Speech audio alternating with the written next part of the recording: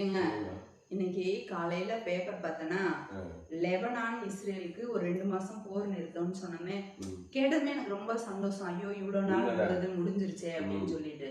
ஆனா படிக்கும் அது லெபனானோட ஒரு 2 மாசம் போர் நிறுத்தம். ஆனா இதுவே கூட ஒரு சின்ன முன்னேற்றம் தான்.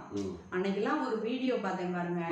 ஒரு குழந்தை அப்படியே அழுகுது, எங்க போறேன்னா அதுக்கு எங்க போறோம்னு தெரியல, கால்ல ரத்தம் வருது. ஐயோ கொடுமையா இருந்துச்சு. அன்னைக்கெல்லாம் இதாவது இந்த போர் நிறுத்தத்துக்கு ஒரு வழி இருக்கா அப்படியே பாக்குது. ஆனா எல்லாமே இடிஞ்சு போட கிடக்குது. அந்த குழந்தை மட்டும் பாக்குது, யாருமே இல்லை, அனாத மாதிரி.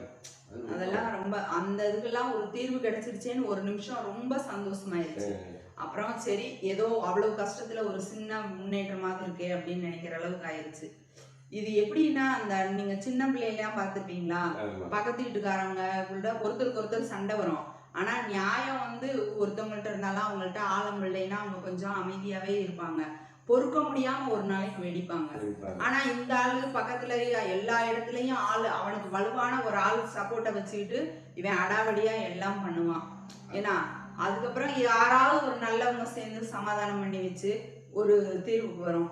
அப்ப 2 பேரும் அந்த உடன்படிக்கைக்கு உறுதியா நின்று அந்த சண்டை இல்லாம ஒரு நேயத்தோட வாழ்றதுக்கு எல்லாருமே முயற்சி பண்ணணும் இல்லையா? எனக்கு அதாவது ஒண்டவன் இந்த பிடாரி ஊர் பிடாரிய இது பண்ணிச்சான் அப்படின்னு சொல்லுவாங்க. அந்த மாதிரி கதையாத்தான் இருக்கு. பாவம் காலகாலமா இருந்தவங்களை இந்த மாதிரி இடையில பிடிச்சிக்கிட்டு அடிக்கிறது. அது மட்டுமல்ல, இது அவர்களுக்கு மட்டுமல்ல, அந்த ஜனங்களுக்கு மட்டும் இல்லை, உலகத்துக்கே அது பெரிய பேரிழப்பா தான் இருக்குது. என்னைக்கு நிக்கும்னு தான் தெரியல. என்னைக்குமே சண்டையோ போரோ நல்லதில்ல. எல்லாத்தையுமே பேசி தீர்க்கலாங்கிறாங்க. இதையும் பேசி தீர்த்து ஒண்ட வந்த பிடாரியோ ஊர் பிடாரியோ ஒரு ஒப்பந்தத்துக்கு அதுல 2 பேருமே சரியா இருந்து அவங்கவுங்க வாழ்க்கையா அவங்கவுங்க மக்களை பார்த்துட்டு போனா நல்லா இருக்கும். சமாதானமா இருக்கணும் எல்லாருமே.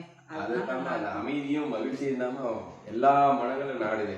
அது ஒரு நாளைக்கு நடக்கணும்.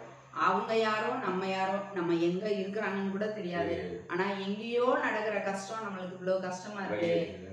பக்கத்துல ஒருத்தருக்கு ஒருத்தர் பழகின மனுஷங்க கஷ்டப்படும் போது அப்படி இருக்காதா அவங்களுக்கு?